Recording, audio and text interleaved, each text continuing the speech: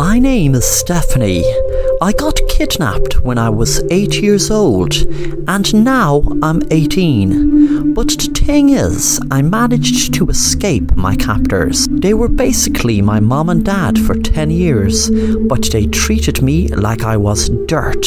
Mom just got drunk and high every night, and my dad did the same when he wasn't beating up on my mom. I am lost and found personified. That day I walked up to my home, I felt a mixture of happiness that I was home and sadness about missing 10 years with my parents. When I first knocked on the door, I recognized my mom's face, but noticed there were 10 years of strain and worry on her face. I felt a pang of guilt knowing it was over me, but it wasn't my fault. I was just a kid, and kids go missing every day. It isn't their fault, of course. My mom asked me could she help me with anything, thinking I was a stranger. I said, "Mom, it's Stephanie."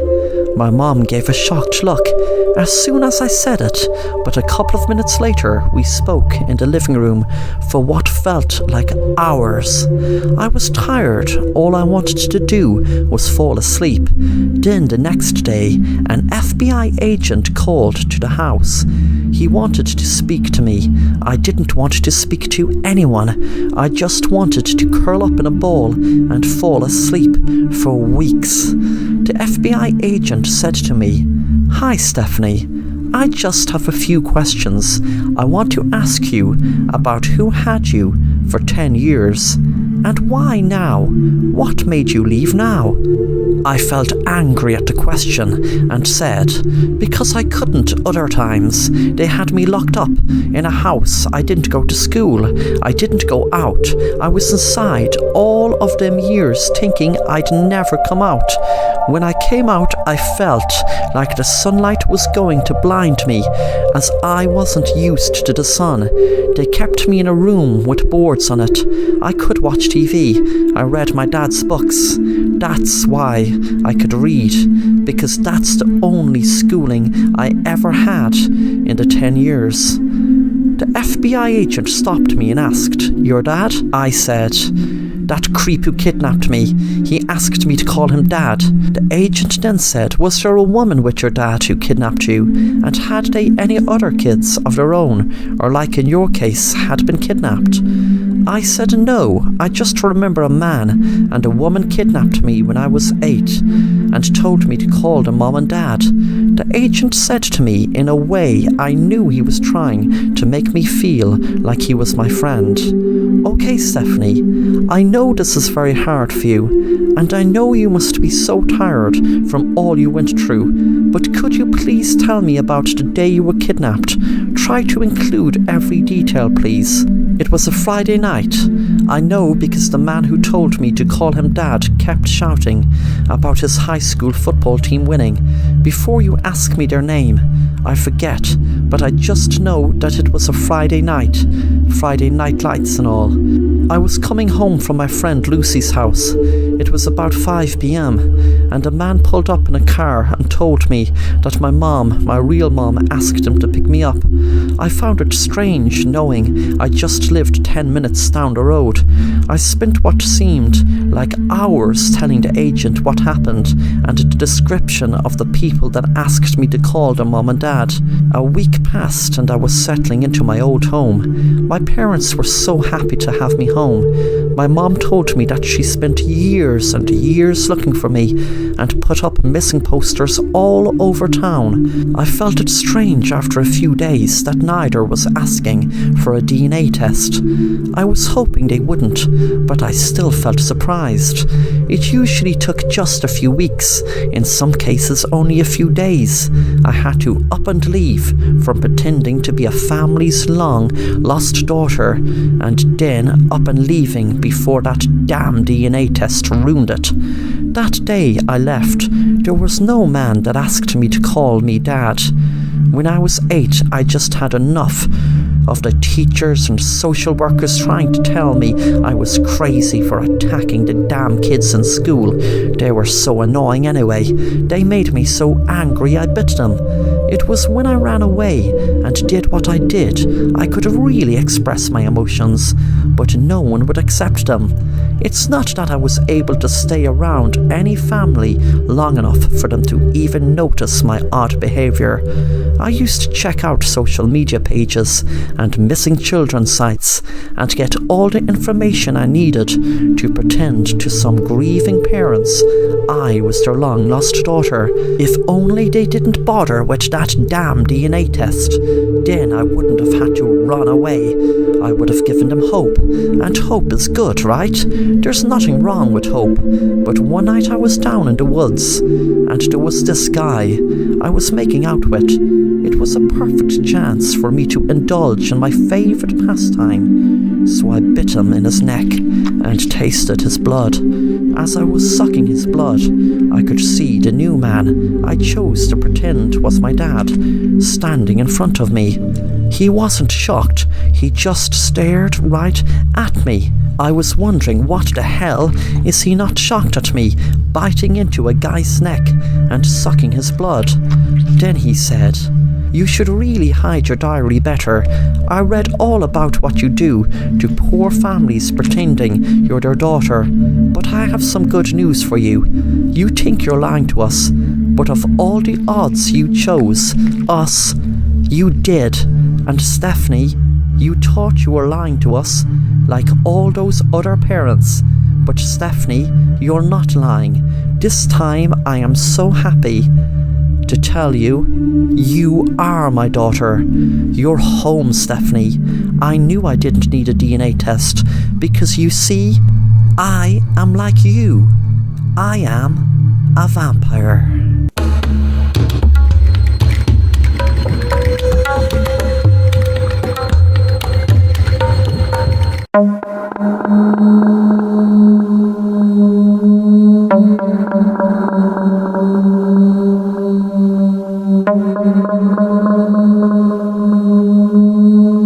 Jack was a criminal into all sorts of criminal activity. He was in court for so many different crimes. He spent 10 years in prison, but since he was released, he didn't get reformed. He just got better at not being caught for whatever crimes he committed. During his last court appearance, the judge had told him that if he keeps getting arrested, he will be put into prison for good. One night Jack was trying to rob a bank, but then it went horribly wrong and he ended up shooting a police officer. He knew it was the death penalty for capital punishment. While he was waiting on death row, there were several groups against the death penalty and wanting to ban it outright. He sat in prison writing and writing about his feelings, trying to pass the time. He had no access to the internet or newspapers, but still found out about the groups that were pushing for the death penalty to be banned. It was a prison warden on death row told him the first day it was finalized, he would not be getting the death penalty. He would not be sentenced to death. He was relieved, but then felt even sicker, knowing he would be locked up in a prison for years and years until he finally died. He wondered how he would stay sane. To his surprise, one day, a man in a suit opened his cell and said to him, "Hello, Jack. My name is Terry. I am the head of New Beginnings. I am the leader of the group that has successfully banned the death penalty. You are the first person we are trying the alternate punishment out on. You just need to go through a quick operation and then you are free to go out into the outside world." Jack couldn't believe his ears and knew there must have been a catch. The next day he was lying in a room with doctors all around him, and when he woke up, the doctor said, "Hi Jack, your procedure is done and you are free to go." Jack asked what was the catch, and they told him, "You will see, but don't worry Jack, You won't be hurt, and you won't ever get locked up again." When Jack left the room, none of the officers acknowledged him or said goodbye or good luck. When he was walking down the street, no one acknowledged him. It wasn't until he tried to make a phone call from when he was home he found something strange. No matter what number he rang or text he tried writing, nothing happened. He knocked at his friend's door. There was no answer.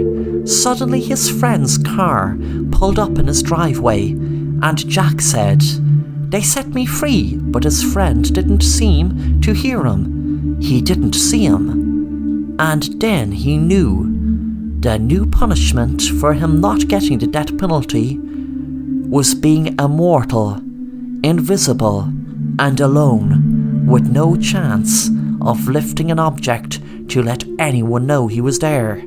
He knew he was immortal because there was a voice inside his head told him.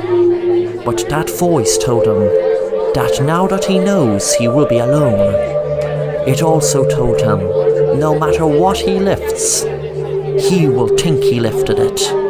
He will think he opened doors. He will think he threw glasses if that's what he done. But to anyone else, there will be no one or nothing there.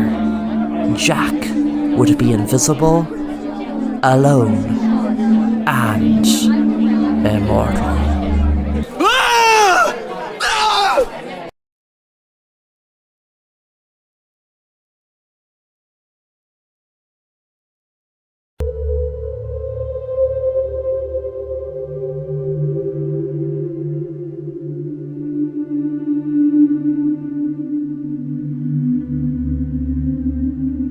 I was just walking on my own when a stranger went up to me with a coin in his hand. "Heads or tails?" he asked me, and me being a sociable guy, I accepted the challenge. I asked him what I would win if I got it right, and he told me that he will buy me a chocolate bar if I got it right. I called it heads, and the guy flipped the coin into the air, and as it was spinning in the air, the coin suddenly disappeared. Then a couple of seconds later, an actual chopped off head landed onto the ground. Blood was still coming out of the head, and it was as real as anything. "Well done, you have won a chocolate bar." The stranger congratulated me and bought me a chocolate bar. Then I turned to the stranger and asked him, "Do you want to play again? And if you win, you can have this chocolate bar." He replied positively, and he said, "I'm calling tails." And this time I flicked another coin, which belonged to this guy, and I saw it spinning up in the air. Then I couldn't see it anymore, and an actual chopped off tail landed on the floor. The stranger delightfully took my chocolate. I just couldn't believe it, that a real bloodied animal tail fell to the ground. A week passed by, and I couldn't stop thinking about that guy until I saw him on my road, asking people if they wanted to play heads or tails. But he was getting rejected. I ran up to him, and I wanted to play again. All the coins he had in his pocket were normal currency coins in England.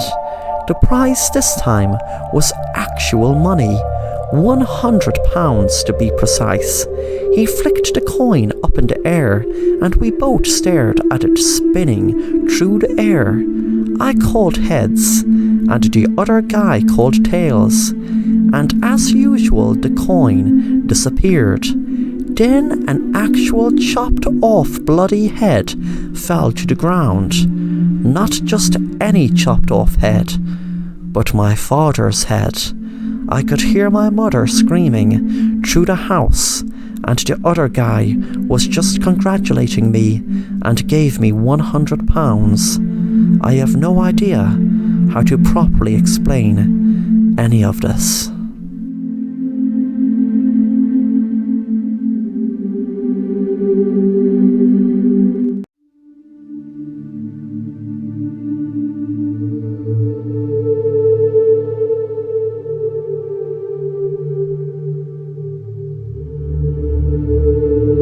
Sarah was really excited to finally get a chance to work at her dream job, which was a model.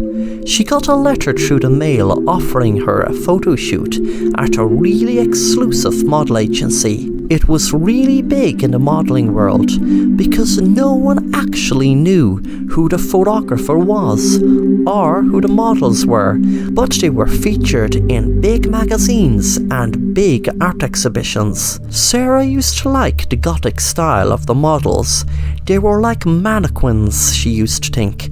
Sarah received an email telling her what time the photo shoot was and the directions. She got a taxi to the photo shoot and she was so excited. She said to the taxi driver, "I'm really excited because I'm going to do a photo shoot for this really cool modeling photographer. His work is featured in huge magazines and very important art exhibitions." The taxi driver smiled. When Sarah got there, she was surprised when a man wearing a masquerade mask answered the door. She wondered was he the photographer and asked him, "Hello sir, are you the photographer?" He replied, "Yes dear, I am the photographer and you will become a very good model. Just sit in the room there and I will be with you in a few minutes. I'll make you a cup of tea. I just have to get a few last minute details done. Then I will take a very artistic photo shoot of you."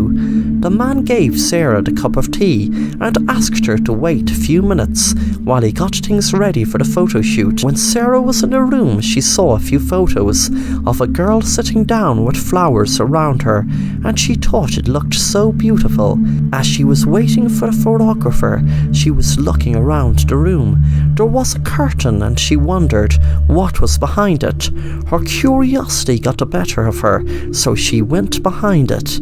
She jumped when she saw the girl in the photo was sitting still on the chair. She guessed it must have been a mannequin, but as she held her hand, she knew by how cold it was and the feel of it that it was a corpse. She jumped when the photographer was behind her. He spoke. Now dear, why were you so intrusive to look behind that curtain? You have stumbled across my secret recipe to success. This is the true way of capturing true beauty. I kill my models just a few minutes before I photograph them, and they don't have violent killings. I just poison them with a cup of tea so I can easily move their facial expression to how I want it. You see dear, they say a photograph captures a moment, but I capture a moment entirely, that moment of that person's last moment. Yes, I might take away their cup of tea and move them around a little, but still that pose for that photograph is their last moment. Sarah screamed. The photographer said, Now dear, don't be like that. You were a very good girl to finish your cup of tea, I see." Sarah felt faint, and the man posed her in the chair for her photo shoot.